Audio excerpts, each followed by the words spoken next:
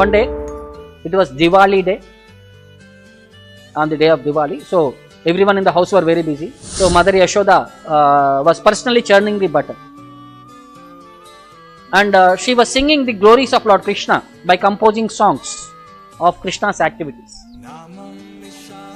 So just then Krishna got up and he heard Mother Yashoda's sweet singing.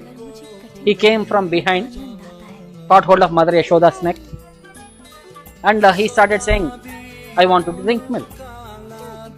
Mother Yashoda was very much happy by Krishna's beautiful face and all these things and all.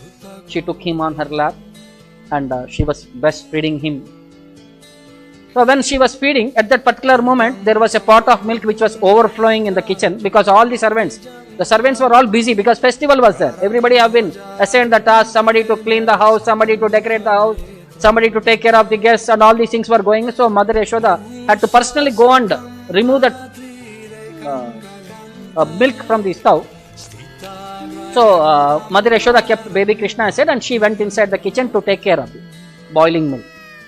So Krishna was not fully satisfied of drinking the milk. He became angry. In that angry mode, he took one stone, broke that matka, butter pot, partially had eaten the butter and he had carried away some butter inside the storeroom, and he was sitting on a pedestal and he was eating the butter, feeding something to the monkeys, and he is anxiously seeing whether mother will come to hit me or not now, because he has done an activity.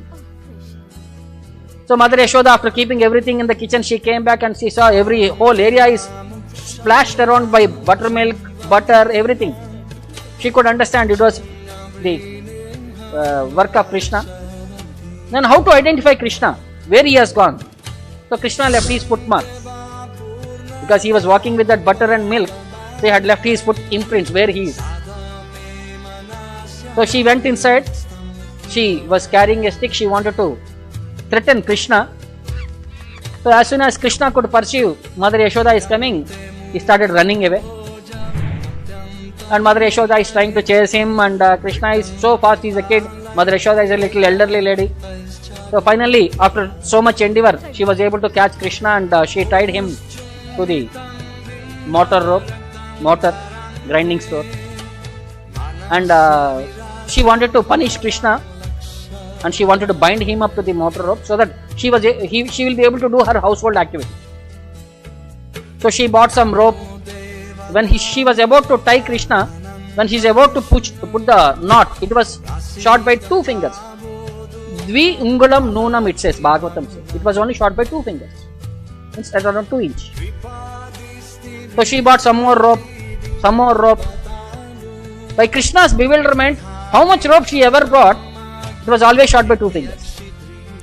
So again Krishna is bewildering and he is showing his unlimitedness. Where you can catch me?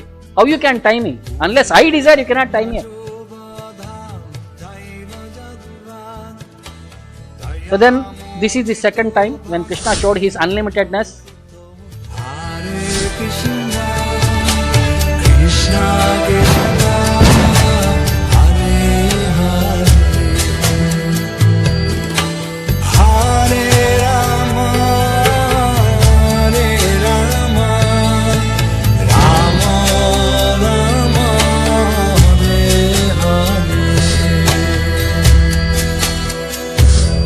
Yam evaisa vrinite tena labhyas.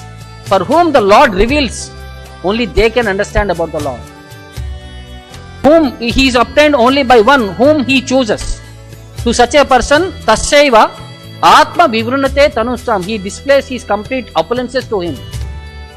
So our endeavor may be there, but it is the mercy of Guru and Krishna that we can understand about the Lord.